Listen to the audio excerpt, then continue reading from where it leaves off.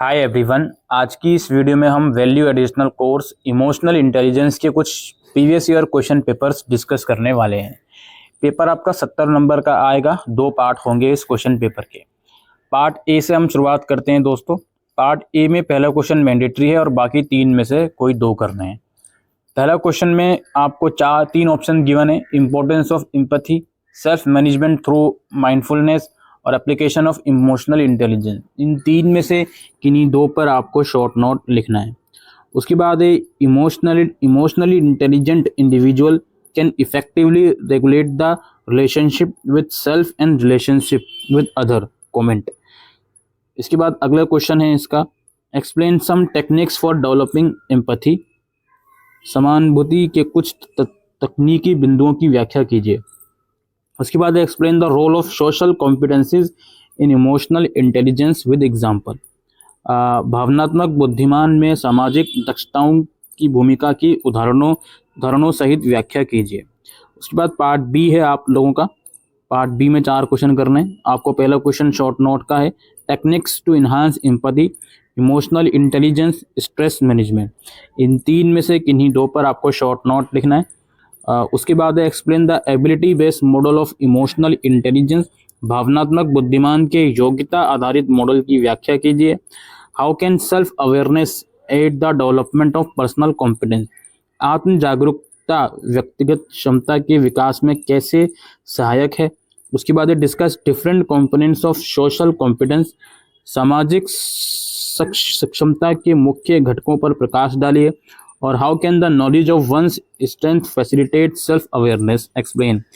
किसी की शक्ति का ज्ञान आत्म जागरूकता के लक्ष्य को प्राप्त करने में किस प्रकार सहायक है, व्याख्या कीजिए। Now let's move on to the next question paper. Pattern वगैरह बिल्कुल सेम है, तो हम सीधा क्वेश्चंस पर आते हैं। पहला क्वेश्चन अगेन किन्हीं 2 पर शॉर्ट नोट लिखना, रिलेशनशिप मैनेजमेंट, हैंडलिंग कॉन्फ्लिक्ट्स और पर्सपेक्टिव टेकिंग।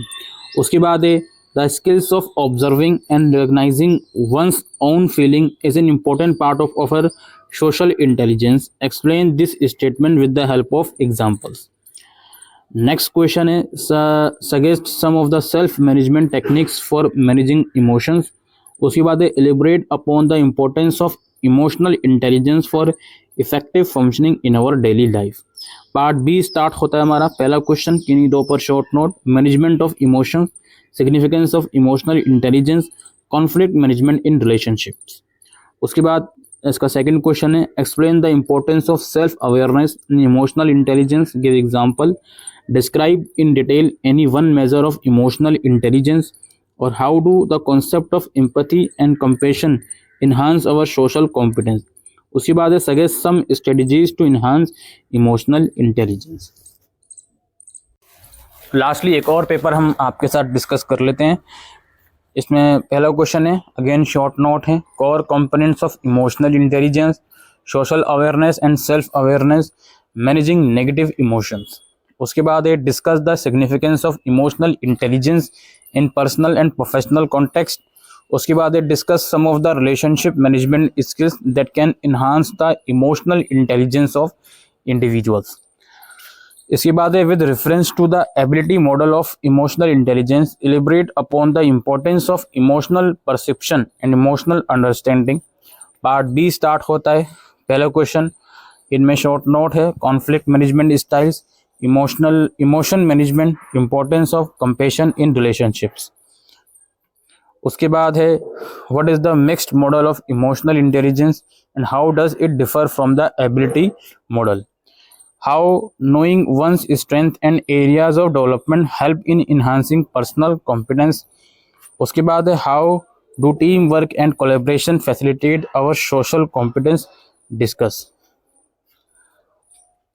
उसके बाद है दोस्तों how can individual effectively manage their emotions of fear, anxiety and reduce stress in their daily life. तो ये क्वेश्चन 2 पेपर थे दोस्तों इमोशनल इंटेलिजेंस के। इस तरह के क्वेश्चंस आप लोगों को एग्जाम्स के अंदर देखने को मिलेंगे। उम्मीद करते हैं ये वीडियो आपको यूज़फुल लगी हो, तो वीडियो को शेयर कीजिएगा। Thank you.